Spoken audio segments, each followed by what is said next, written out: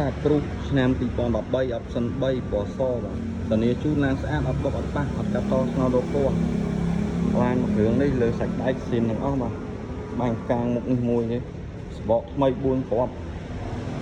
បងឲ្យឆ្លាញ់ពណ៌សឆ្នាំ2013 option 3មកមើលមួយគ្រឿងនេះអត់ខុសចិត្តទេក្នុងពណ៌ផេះ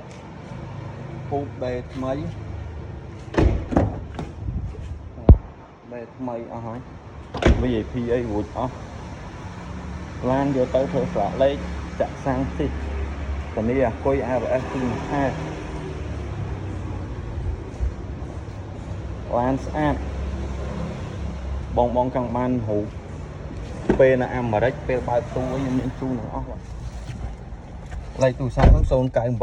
20កូដ0988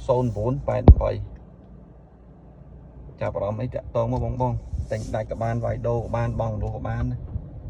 ធានាជូនឡានស្អាត